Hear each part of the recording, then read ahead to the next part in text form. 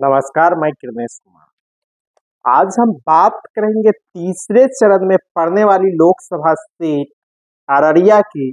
अररिया में 7 मई को मतदान है। चुनाव प्रचार चरम पर है।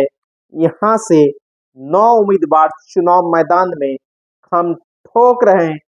अगर अररिया लोकसभा सीट के इतिहास की बात की जाए तो सीमांचल की यह लोकसभा सीट 1967 में अस्तित्व में आया और 1967 से लेकर 2004 के लोकसभा चुनाव तक यह सुरक्षित लोकसभा सीट थी और 2009 के परिसीमन के बाद यह सामान्य सीट हो गई है और इस सीट पर समाजवादियों, कांग्रेसियों और भाजपाइयों का कब्जा होते रहा है और बदलते रहा है।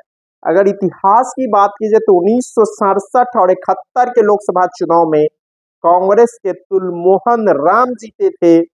1977 के चुनाव में जनता पार्टी के महेंद्र नारायण सरदार जीते। 1980 और 1984 में कांग्रेस के डुम्मरलाल बैठा को कामयाबी मिली। फिर 1989 के लोकसभा चुनाव से इस सीट पर समाजवादियों का कब्जा हो गया। 1999, 1989, 1991 और 1996 में जनता दल के सुखदेव पासवान जीते। 1998 में भाजपा के रामजी दास ऋषिदेव जीते। 1999 और 2004 के लोकसभा चुनाव में राजद के सुखदेव पासवान जीते। फिर यह सीट 2009 में नए परिसीमन के आधार पर सामान्य सीट हो गई। तो यहाँ से पहली बार 2009 में जब सामान्य सीट होती है तो भाजपा के प्रदीप कुमार सिंह जीते। 2004 में 2014 में राजद के तस्लीमुद्दीन को कामयाबी मिली। फिर तस्लीमुद्दीन के मौत के बाद जब चुनाव 2018 में उपचुनाव हुए तो अब सरफराज आलम जीते राजद के। फिर 2019 के लोकसभा चुनाव में यहाँ से भाजपा के प्रदीप सिंह जीते। अगर 2019 के लोकसभा चुनाव के परिणाम को देखा जाए तो भाजपा के प्रदीप सिंह को 6,18,434 वोट मिला, जबकि राजद के सरफराज आलम को 4,81,193 वोट से संतोष करना पड़ा। प्रदीप सिंह 1,37,241 वोट के अंतर से जीते। राजद ने इस बार सरफराज आलम का टिकट काट दिया है और उसके भाई शाहनवाज को टिकट दिया है। अगर अररिया लोकसभा सीट को उम्मीदवार को देखें तो यहाँ से कुल 9 उम्मीदवार चुनावी दंगल में हैं, जिसमें बीएसपी के मोहम्मद गोसुल आजम, बीजेपी के प्रदीप कुमार सिंह, राजद के शाहनवाज, भारतीय मोमिन फ्रंट के Mohammad Ismail, the national road map party के जावेद अख्तर, निर्दलीय अखिलेश कुमार, मुश्ताक आलम, मोहम्मद मोबिनुल हक और शत्रुघ्न प्रसाद सुमन यहाँ से हम ठोक रहे हैं। यहाँ की लड़ाई भी तीखी है। राजद और भारतीय जनता पार्टी के बीच लड़ाई है। इस सीट पर प्रधानमंत्री नरेंद्र मोदी भी चुनावी सभा को संबोधित कर चुके हैं। नीतीश कुमार गए हैं।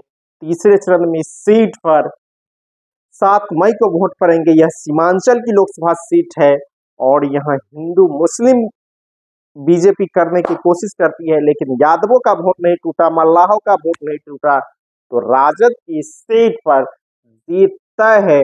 अगर हिंदू मुस्लिम नहीं होता है तो यादव और मल्लाह के वोट में बिखराव नहीं होता है तो इस सीट पर राजद उम्मीदवार शाहनवाज जीतेंगे, इतना तय है। और भाजपा को करारी हार मिलेगी। जिस तरह वोट परसेंट घट रहा है, खासकर जहां भाजपा के उम्मीदवार है उन सीटों पर वोट घट रहा है, इसका असर आप यहाँ भी दिख सकता है और राजद को कामयाबी मिल सकती है।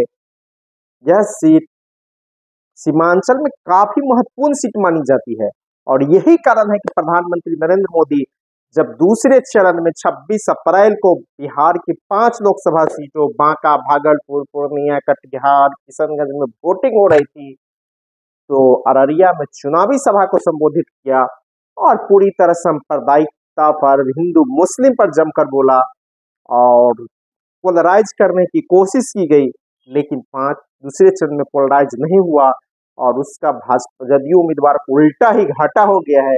तो अररिया को जिस तरह प्रधानमंत्री ने दूसरे चरण में पोलराइज करने के लिए चुना था, लेकिन उसका असर उल्टा हो गया है। हो सकता है यहाँ का भी रन कहीं भाजपा को उल्टा न पड़ जाए। जिस तरह भाजपा के खिलाफ बगावत के सूर दिख रहे हैं और लोगों की भीड़ जुट रही है रैलियों में, विपक्ष तेजस्वी की रैली में, इससे आप कह सकते हैं कि अररिया काफी दिलचस्प है। अररिया की लड़ाई और यहाँ पर राजगढ़ का किला मजबूत दिख रहा है और राजद के शहनाबाज वहां से जीतते हुए नजर आ रहे हैं। भारतीय जनता पार्टी इस बार अररिया में पूरी तरह फंस गई है। यह चैनल नया है, आप लाइक कीजिए, सब्सक्राइब कीजिए और शेयर कीजिए। धन्यवाद। मैं किरणेश।